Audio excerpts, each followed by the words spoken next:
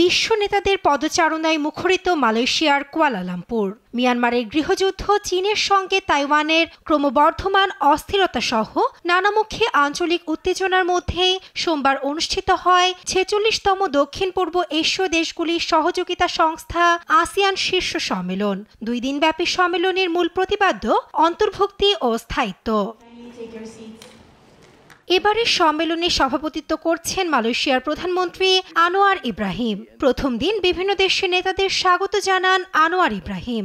উদ্বোধনী বক্তব্যে মালয়েশিয়ার প্রধানমন্ত্রী পরিবর্তিত বিশ্ব ব্যবস্থার কারণে সৃষ্ট চ্যালেঞ্জ মোকাবিলায় একসঙ্গে কাজ করতে সদস্য দেশগুলোর প্রতি আহ্বান জানান। সেই সঙ্গে শুল্ক সমস্যা সমাধানের লক্ষ্যে মার্কিন প্রেসিডেন্ট ডোনাল্ড ট্রাম্পকে চিঠি লিখে এবছর আসিয়ান মার্কিন শীর্ষ সম্মেলনের অনুরোধ করেছেন বলেও জানান এ নেতা।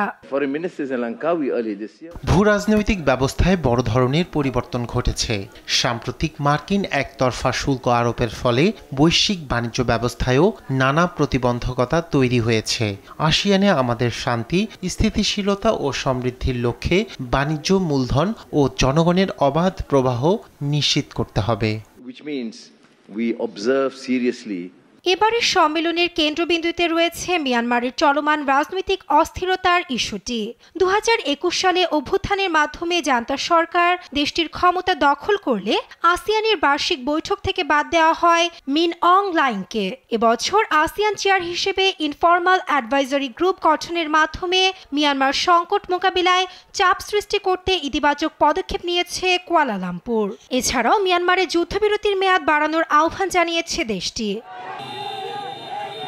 এবারের আসিয়ান শীর্ষ সম্মেলনে গুরুত্ব পাচ্ছে দক্ষিণ চীন সাগরে সামুদ্রিক বিরোধ সংক্রান্ত নানা আলোচনাও। এছাড়াও মার্কিন শুল্ক থেকে বেরিয়ে কিভাবে সদস্য দেশগুলোকে আলোচনার টেবিলে ফেরানো যায় তা নিয়েও চলছে জোরদার চেষ্টা।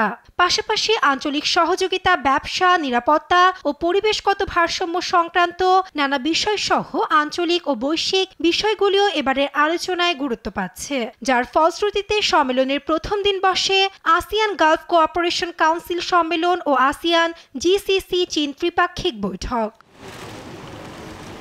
দুদিনব্যাপী এই সম্মেলনের আগে রোববার কুয়ালালামপুরে বসে আসিয়ানভুক্ত দেশগুলোর পররাষ্ট্রমন্ত্রী পর্যায়ের সভা।